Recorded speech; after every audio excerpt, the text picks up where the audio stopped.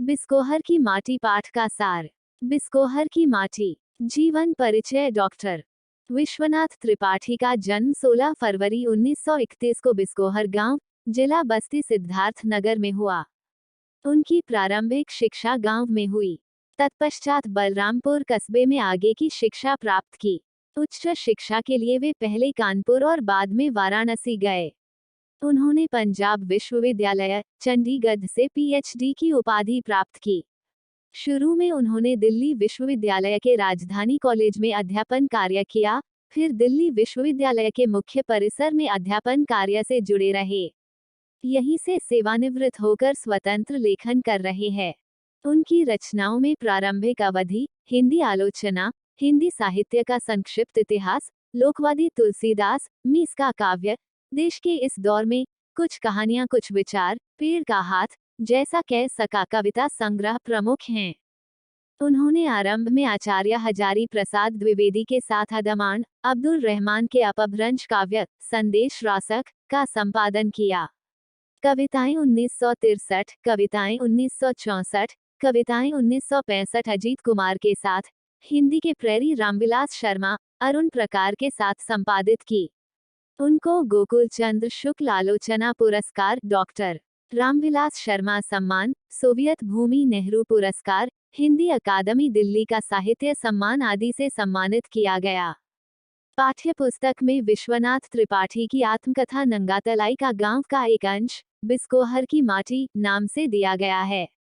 आत्मकथात्मक शैली में लिखा गया ये पाठ अपनी अभिव्यंजना में अत्यंत रोचक और पठनीय है।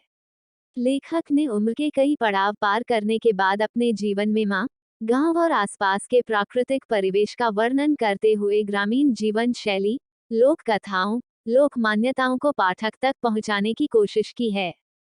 गांव, शहर की तरह सुविधायुक्त नहीं होते, बल्कि प्रकृति पर अधिक निर्भर रहते हैं। इस निर्भरता का दूसरा पक्ष प्राकृतिक सौंदर्य भी है, जिसे लेखक ने बड़े मनोयोग से जिया और प्रस्तुत किया है। एक तरफ प्राकृतिक संपदा के रूप में अकाल के वक्त खाई जाने वाली कमल ककड़ी का वर्णन है, तो दूसरी ओर प्राकृतिक विपदा बाढ़ से बदहाल गांव की तकलीफों का जिक्र है। कमल, कोइयां, हरसिंगार के साथ साथ तोरी, लौकी, भिंडी, भटकटैया, इमली, कदम्ब आदि के फूलों का वर्णन कर लेखक ने ग्रामीण प्राकृतिक सुषमा और संपदा को दिखाया है। तो डोढ़ा, मजगिदवा, धामिन, गोन्हुआ, घोर कढ़ाई आदि सांपों, बिच्छुओं आदि के वर्णन द्वारा भयमिश्रित वातावरण का भी निर्माण किया है। ग्रामीण जीवन में शहरी दवाइयों की जगह प्रकृति से प्राप्त फूल, पत्तियों के प्रयोग भी आम है, जिसे लेखक ने रेखांकित किया है। पूरी कथा के केंद्र में है बिस्कोहर, जो लेखक का गांव है, और एक पात्र, बिस्नाथ, जो लेखक स्वयं विश्वनाथ है। गर्मी, वर्षा और शरद ऋतु में गांव में होने वाली दिक्कतों का भी लेखक के मन पर प्रभाव पड़ा है, जिसका उल्लेख इस रचना में भी दिखाई पड़ता है। 10 वर्ष की उम्र में करीब 10 वर्ष बड़ी स्त्री को देखकर मन में उठे बसे भावों, संवेगों के अमिट प्रभाव व उसकी मार्मिक प्रस्तुति के बीच संवादों की यथावत आंचलिक प्रस्तुति, अनुभव की सत्यता और नैसर्गिकता का द्योतक है। पूरी रचना में लेखक ने अपने देखे भोगे यथार्थ को प्राकृतिक सौंदर्य के साथ प्रस्तुत किया है। लेखक की शैली अपने आप में अनूठी और बिल्कुल नई है। बिस्कोहर की माटी के लेखक विश्वनाथ ने अपने आरंभिक जीवन तथा ग्रामीण जीवन को इस पाठ में समाहित किया है। उन्होंने ऋतु परिवर्तन, वहां के अनुपम सौंदर्य, ताल तलैया आदि का व्यापक रूप से वर्णन किया है। साथ ही उन्होंने पक्षी माता तथा नर माता के बीच तुलनात्मक अध्ययन किया है। माता कोई भी हो, वह अपने पुत्र का सदैव रक्षा करती है, उसका हित चाहती है। बत्तख के उदाहरण से उन्होंने यहाँ स्पष्ट किया है। बरसात के दिनों में ग्रामीण क्षेत्र में किस प्रकार की समस्याएं उत्पन्न होती है, तथा वह परिवेश में किस प्रकार आनंदमय होता है, लेखक ने यहाँ वर्णन किया है। प्रस्तुत पाठ बिस्कोहर की माटी में लेखक अपने गांव तथा वहां के प्राकृतिक परिवेश, ग्रामीण जीवन शैली, गांव में प्रचलित घरेलू उपचार तथा अपनी मां से जुड़ी यादों का वर्णन करता है। कोइयां एक प्रकार का जल पुष्प है। इसे कुमुद और कोकाबेली भी कहते हैं। शरद ऋतु में जहां भी पानी एकत्रित होता है, कोइयां फूल उग जाता है। शरद की चांदनी में कोइया की पत्तियां तथा उजली चांदनी एक से लगती है। इस पुष्प की गंध अत्यंत मादक होती है। लेखक के अनुसार बच्चे का मां से संबंध भी अद्भुत होता है। बच्चा जन्म लेते ही मां के दूध को भोजन के रूप में ग्रहण करता है।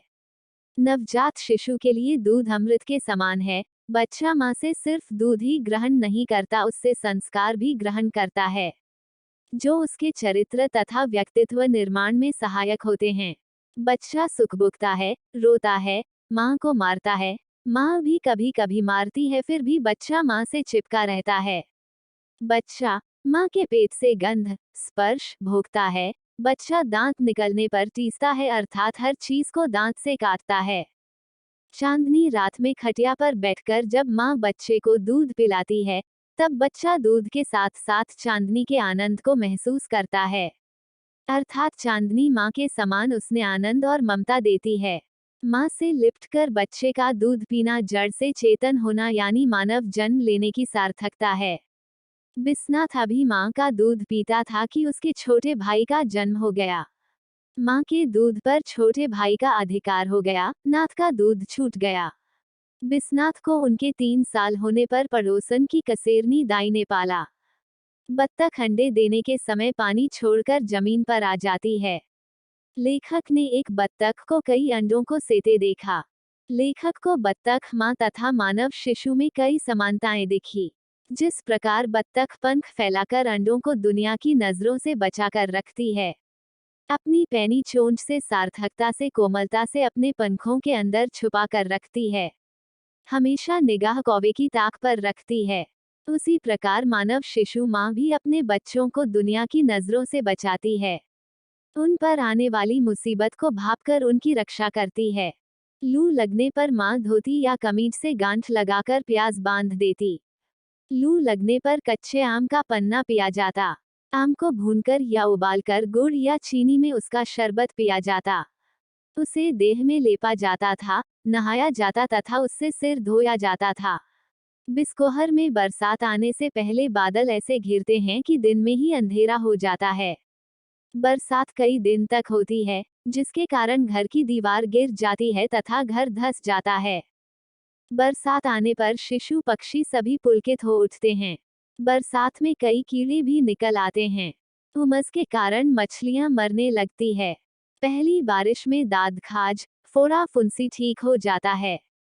मैदानों, खेतों तथा तालाबों में कई प्रकार के सांप होते हैं। सांप को देखने में डर तथा रोमांच दोनों है। डोढ़ा और मजगीदवा विषहीन होते हैं। डोढ़ा को वामन जाति का मानकर मारा नहीं जाता। घासीन भी विषहीन है। घेर कडाइव भटेहा तथा गोहुआ खतरनाक है, जिसमें से सबसे अधिक गोहुआ खतरनाक है, जिसे फैंटास भी कहते हैं। गांव के लोग प्रकृति के बहुत निकट है। लेखक के अनुसार फूल केवल गंध ही नहीं देते, दवा भी करते हैं, क्योंकि गांव में कई रोगों का इलाज फूलों द्वारा किया जाता है। फूलों की गंध से सांप, महामारी, देवी, चुड़ैल आदि का संबंध जोड़ा जाता है। गुड़हल के फूल को देवी का फूल मानते हैं। बेर के फूल सूंघने से बर्रे, ततैया का डंक झड़ता है। आम के फूल कई रोगों के उपचार में काम आते हैं। नीम के पत्ते और फूल चेचक में रोगी के समीप रखते हैं। लेखक के गांव में कमल भी हैं। हिंदुओं के यहाँ कमल पत्र पर भोजन परोसा जाता है। कमल पत्र को पुरिन भी कहते हैं। कमल की नाल को भसीन कहते हैं। कमल ककड़ी केवल बिक्री के लिए प्रयोग की जाती है। कमल गट्टा, कमल बीज खाया भी जाता है। अपने एक रिश्तेदार के घर में एक रूपवती अपनी उम्र से बड़ी औरत देखी, जिसकी सुंदरता लेखक के हृदय में बस गई। लेखक को प्रकृति के समान ही वो औरत आकर्षण लगी। प्रकृति के समस्त दृश्य, जूही की लता, चांदनी की छटा, फूलों की खुशबू में उन्हें वो औरत नजर आने लगी। लेखक को लगा सुंदर प्रकृति नारी के सजीव रूप में आ गई हो। लेखक जिस औरत को देखकर समस्त प्रकृति के सौंदर्य को भूल गया, उससे अपनी भावनाओं का इजहार ना कर सका। वो सफेद रंग की साड़ी पहने रहती है, आंखों में कैसी व्यथा लिए दिखती है। वो इंतजार करती हुई दिखती है। लेखक के लिए वह हर कला के अवसाद में वो मौजूद है। लेखक के लिए हर सुख दुख से जुड़ने की सेतु है। इस स्मृति के साथ मृत्यु का बोध सजीव तौर पर जुड़ा है। For more update, please like, share and subscribe to my channel. Thank you.